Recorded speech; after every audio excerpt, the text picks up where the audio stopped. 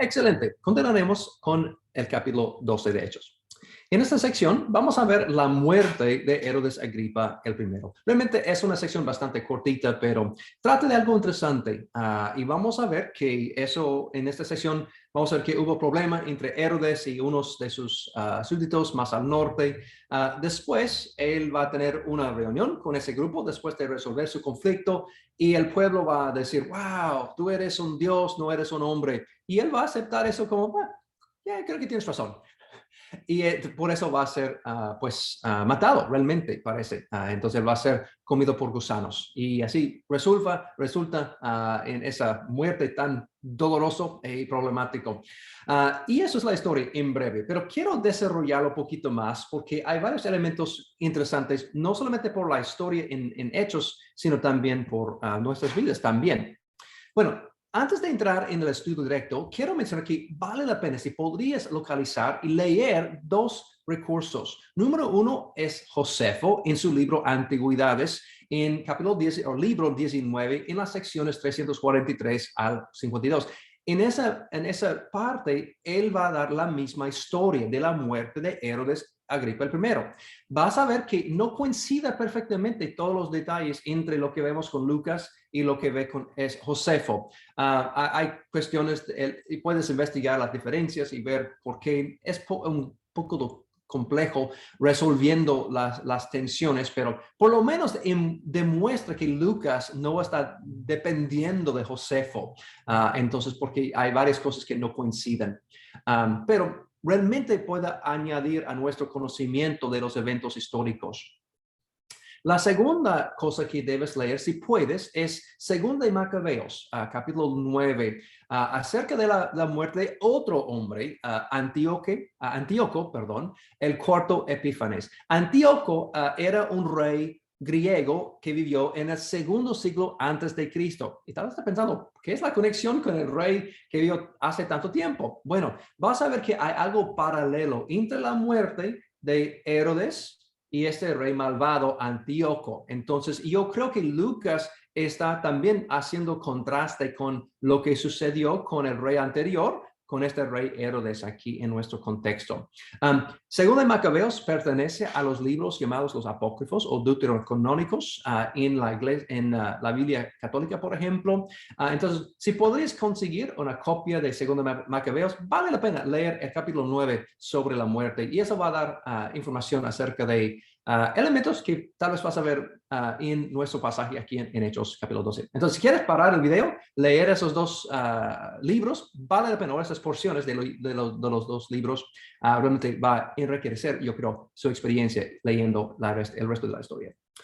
Bueno, con eso vamos a seguir.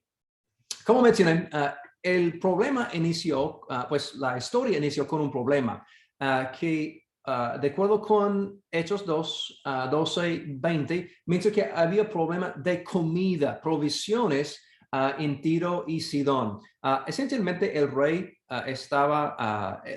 fue la persona encargada de proveer por las regiones del norte y hubo problemas y en el momento de resolverlo, ellos van a reunirse en Cesarea para finalmente resolver el problema y ellos, los que están en el norte, vienen aparentemente y después de ser tan emocionados porque está resuelto el problema, ellos proclaman, wow, tú eres un Dios, no es la voz de un hombre. Y el rey va a decir, bueno, tal vez tienes razón. Y eso, como hemos dicho, es la razón por su muerte más adelante en la historia. Así con eso vamos a la segunda porción. En versículo 21 menciona cuando él está frente del pueblo, está con su ropa real. Josefo indica que fueron hechos de pura plata y que el sol está saliendo en la madrugada y eso reflejó en su ropa, causando que brillara de una forma especial. Y eso es parte del ambiente en ese momento, que está en vestimentos muy interesantes, brillando, y todo eso coincide para mostrar al pueblo, wow, tal vez es un hijo de los dioses o tal vez están simplemente tratando de agradecerle por darles comida, no sé, pero sin embargo, Herodes acepta lo que dijo el pueblo y él no rechaza eso diciendo, no, soy hombre nomás. Él básicamente está robando de Dios gloria. Una pregunta siempre surge, es ¿dónde ocurrió los eventos? Sabemos que él estuvo en la ciudad de Cesarea, entonces estamos limitados en la ciudad, pero ¿dónde dentro de la ciudad? Hay dos teorías principales. Uno está en el teatro, que todavía existe, el otro es el hipódromo, y las dos posibilidades son viables, yo creo, en mi opinión, y no estoy seguro realmente cuál de los dos. Josefo indica que ocurrió en el teatro, de acuerdo con su porción. Y muy probablemente él estaría aquí en esta parte acá. Eso sería la silla típica del rey cuando hubo obras de teatro aquí. Entonces, aquí es un amigo mío parado donde estaría el rey probablemente. Pero el problema es de que, de acuerdo con Josefo, si está brillando la luz de la madrugada, eso sería problemático porque esa sección estaría dentro de la sombra en la mañana. Por ser tan alto, este teatro sería muy difícil que el sol le tocó. Es posible que Josefo está equivocado, que no ocurrió en la madrugada, y por eso podría haber ocurrido en el teatro, tal vez en la tarde, quién sabe. La otra teoría es que ocurrió aquí en el hipódromo. Y la razón por eso es porque él estaría sentado aquí y no es tan alto esta parte aquí atrás, así no estaría bloqueado el sol por la mañana. Entonces, Dr. Todd Bowen sugiere que tal vez estuvo aquí. No sabemos, pero al final de cuentas, en cualquiera de los dos lugares, sabemos que ese evento ocurrió históricamente. Una razón por pensar que está aquí en el hipódromo es la relación con lo que sucede en versículo 22. El pueblo clamó, voz de Dios, no de hombre. Bueno, eso es significativo. En el mundo del primer siglo, si recuerdas, hemos dicho que Agripa I había sido criado en Roma. Y en esa época había adoración a los emperadores, en particular los emperadores ya muertos, y la dinastía Julio-Claudia normalmente no fueron deificados hasta la muerte. Entonces, los reyes como Augusto, Tiberio, Claudio, no van a presentarse como dioses típicamente cuando están vivos, sino después de la muerte de sus antepasados van a decir, oh, mire, esa persona seguramente era un dios. Entonces, pero dentro de ese ambiente es donde el rey Agripa ha sido criado. Entonces tenía elementos de eso en el aire que él respiraba, tal vez. Más adelante en la historia, en el fin del primer siglo, unos emperadores empezaron a decir, yo soy Dios en la carne, aun cuando están vivos. Algo chistoso lo incluí aquí en una moneda de Vespasiano al fin del primer siglo. Dice en su moneda, Div, aquí esos divos, o Dios, pero él mismo no consideró a sí mismo Dios durante su vida, sino su hijo. Vamos a ver que más adelante él lo hace. Pero dijo algo interesante Vespasiano al momento de morir. En las palabras finales, de acuerdo con un autor, dice que, ay de mí, creo que estoy convirtiendo en un Dios. Entonces, creo eso fue la forma típica entre el periodo en que estamos mirando ahora. Más tarde, sí, ellos pensaban que son dioses vivos. Y aún en esa estatua de Claudio como Júpiter, tal vez como representante, o eso tal vez fue creado después de su muerte. Cuando vemos a la región o la ciudad de Cesarea, tenemos el hipódromo aquí, estamos un poquito más al norte, pero aquí es un templo del emperador. Entonces aquí es otra foto aquí de las ruinas. Entonces es interesante que pegado al hipódromo era ese templo dedicado a la adoración del emperador como Dios. No sé si eso tal vez impactó al rey Agripa, no sabemos, pero al final de cuentas, él aceptó esa palabra del pueblo y que él está diciendo, ok, tal vez pienses que soy Dios, tal vez no es tan mal esta decisión. Y él va a recibir las consecuencias. Versículo 23, que dice que después de eso, un ángel lo hirió y él eventualmente murió comido de gusanos. Algo interesante que no se nota directamente, algo paralelo entre las dos historias de capítulo 12 de Hechos, que con la palabra aquí se menciona que él fue herido por el ángel. Le muestro eso tal vez rápidamente. Aquí en 23 dice que al instante un ángel del Señor lo hirió. Porque no había dado gloria a Dios. Y Herodes murió comido de gusanos. Es interesante, el uso de esa palabra, lo hirió.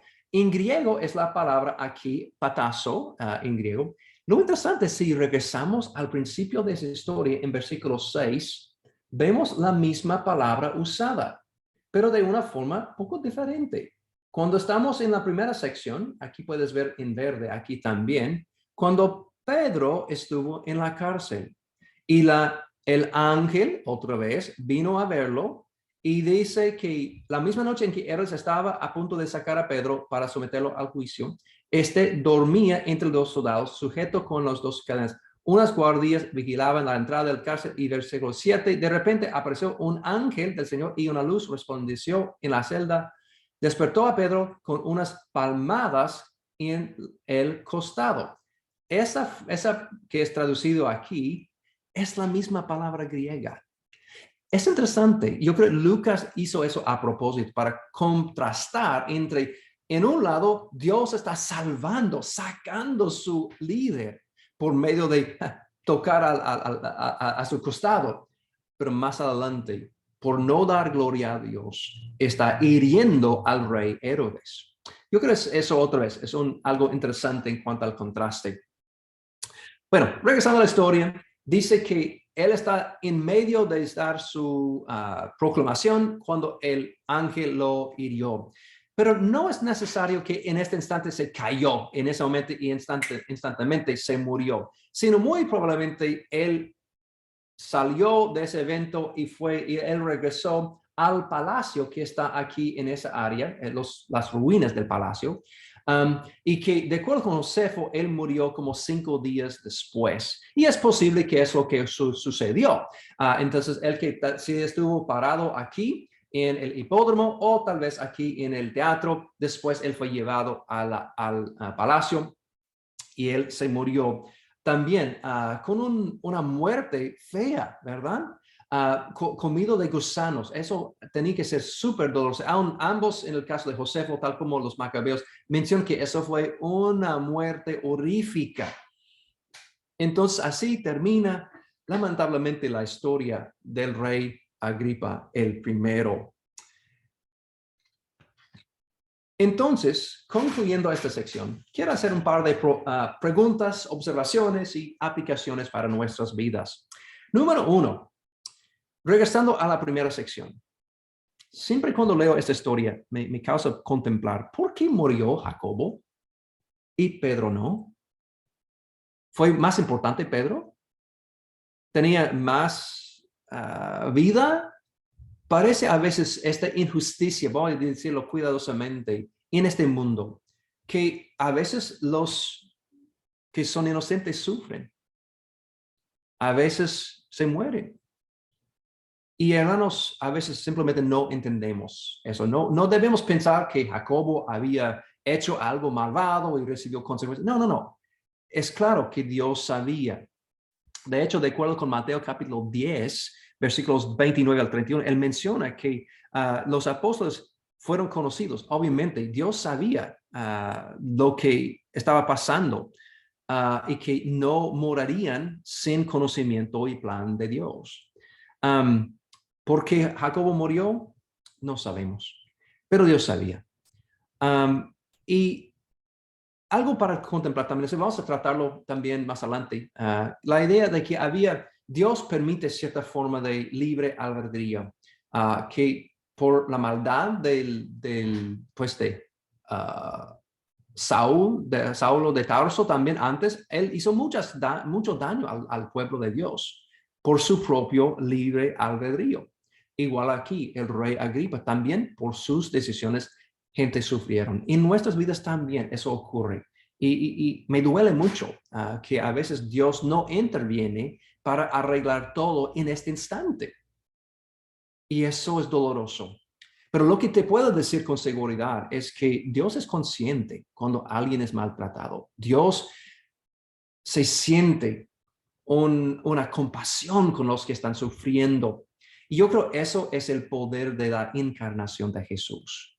Dios vino en la carne para mostrar que Él entiende nuestro sufrimiento, que Él también pasó por la cruz.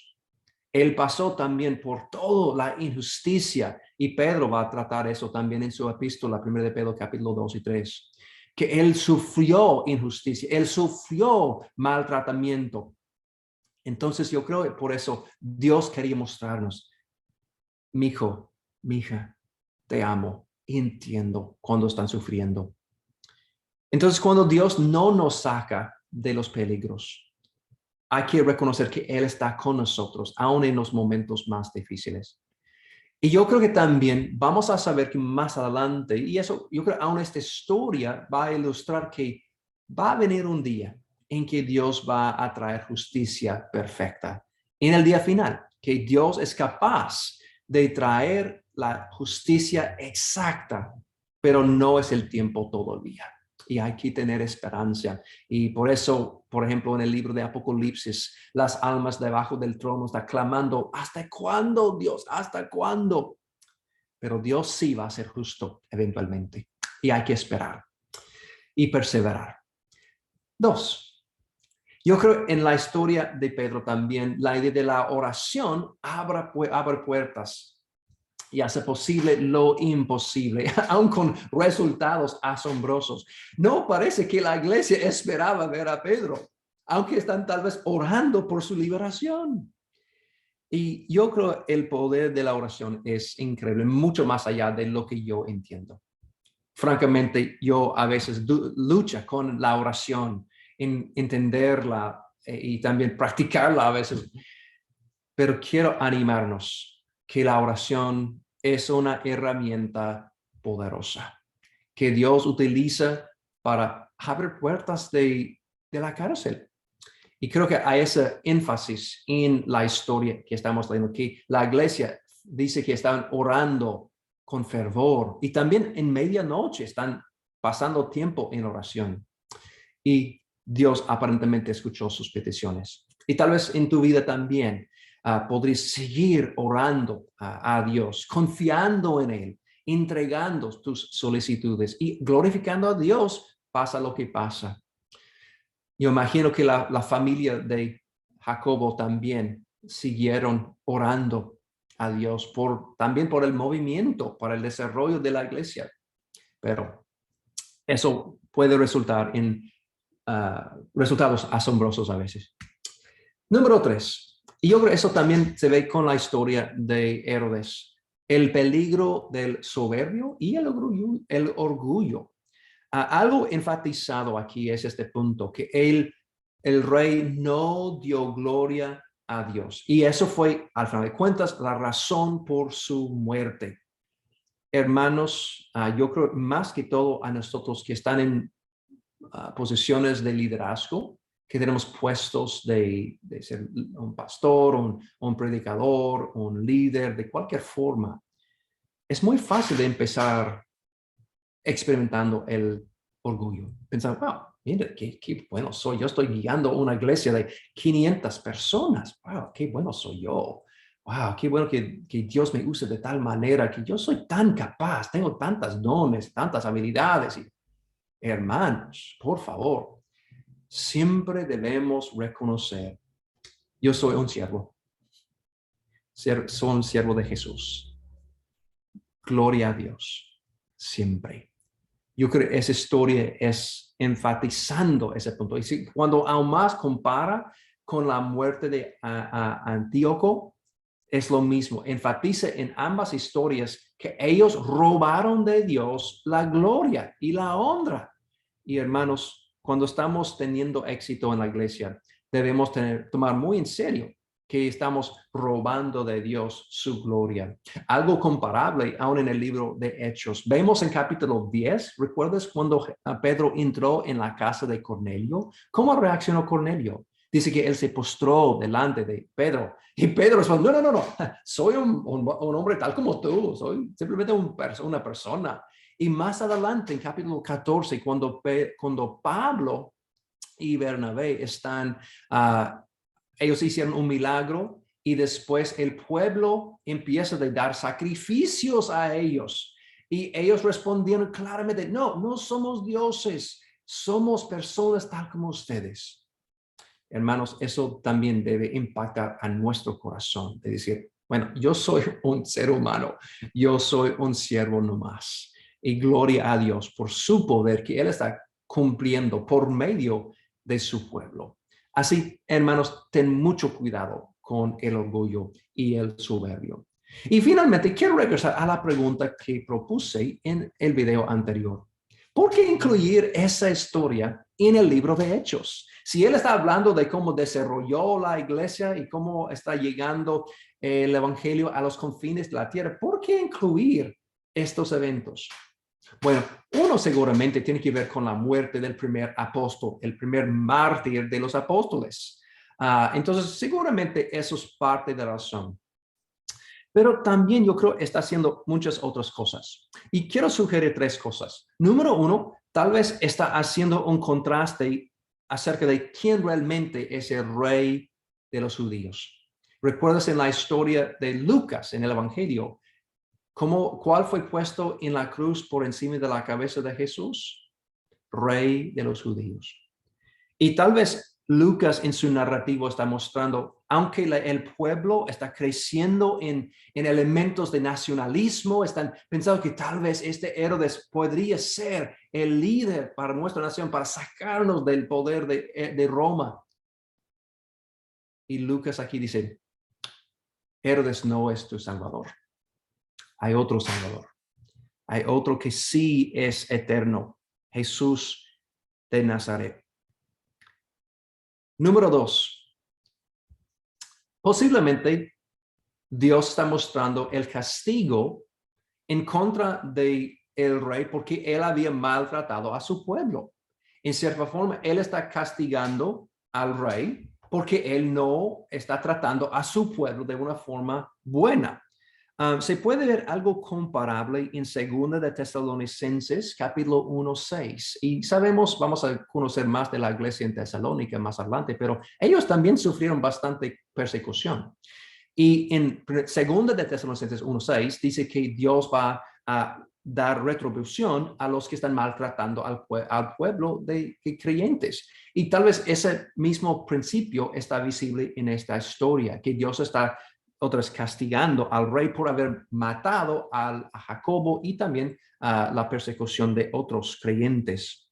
También se ve lo mismo en la historia básica de Apocalipsis también, si quieres investigar.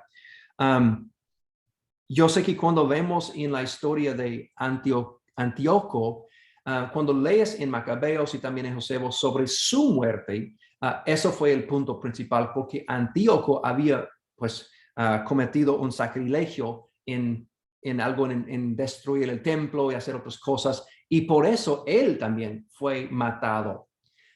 Entonces, y en el caso de Josefo también, o Macabeos, perdón, menciona que eso fue por el orgullo también. Entonces, entre todo eso, vemos que Dios está llevando un castigo por haber maltratado a su pueblo. Entonces, Dios también está tratando de cuidar a su pueblo. Bueno, la tercera es que tal vez Lucas incluye esa historia para mostrar que nada va a poder parar el movimiento. Estamos viendo cómo la iglesia está creciendo, que Dios está trabajando por medio de sus leyes. Aún en caso que matas a uno de los líderes, ¿qué va a pasar? Y nota cómo termina la sección aquí. Pero la palabra del Señor crecía y se multiplicaba. Yo creo que eso es el punto. Que Lucas está mostrándonos de que pasa lo que pasa, un rey no puede parar al movimiento. porque servimos a un Dios todopoderoso. Y entonces yo creo que tal vez es por mostrar el contraste con el Rey verdadero Jesús, número uno. Tal vez también por tipo de castigo por los que están tratando mal a su pueblo. O número tres, simplemente para mostrar que nadie puede poner frenos en el movimiento que es guiado por el Señor. Bueno, es interesante cómo concluye esa historia. Vamos a ver que las últimas palabras del capítulo 12 empiezan a enfocarnos en Pablo.